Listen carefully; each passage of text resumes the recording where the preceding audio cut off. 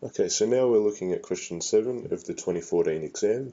So we're given an LP problem with the following final tableau, and this problem has an optimal solution at 2 corners of the feasible region, and we aim to find the coordinates of these corners. So initially we can see in this Z row, down the bottom here, that there are no negative entries, so we can stop the simplex algorithm here to find a set of coordinates where the optimal solution occurs. But also we can notice that there's a 0 here in the Z row of a non-basic variable column S1. So that means that we can conduct another pivot to then find a second set of coordinates where the optimal solution occurs. But initially, let's have a look at the first set of coordinates where the optimal solution occurs. So we aim to find the values of x1 and x2. So x1, because it's present in this left-hand column, we can find its value on the right-hand side of the x1 row. So x1 equals 2. Now x2 does not make an appearance in this left-hand column here. So x2 equals 0.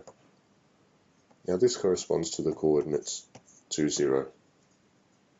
Okay, so going back to this column where we have a 0 in the Z row of a non-basic variable, we can conduct a pivot using S1 as the entering variable, and we have to look at the ratios 3:2 and 2:1 to see which one of those ratios is the lowest non-negative ratio.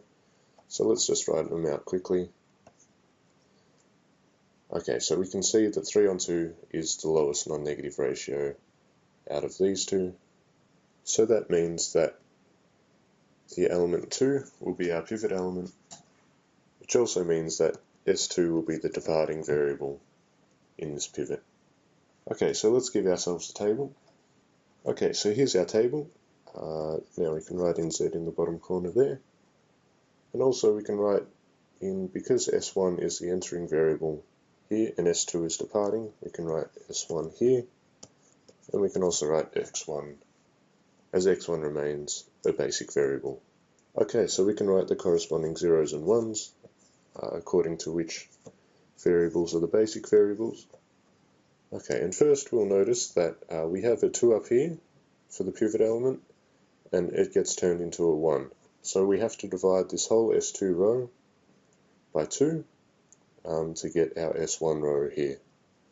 So that means this element is 3:2, this element here is 1:2, and this element here is 3:2.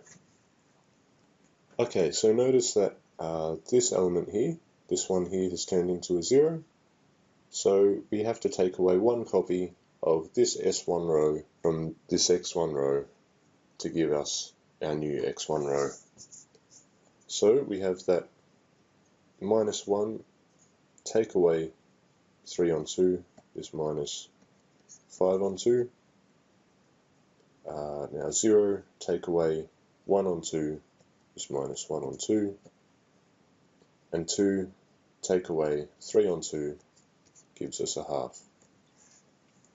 Now finally we notice that this 0 stays a 0 here, and according to the simplex algorithm we take away 0 copies of this row from this row to give us this row, but in actual fact that just gives us the same row. So we can write in these values like so. Okay, so to finish off, let's write the coordinates of the optimal solution given by this table. So we can see that x1 is present on this left-hand side column, and it has a corresponding value of a half, and x2 does not make an appearance here, so it equals 0.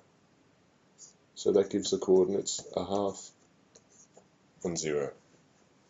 So we have an optimal solution of z equals 5 at the coordinates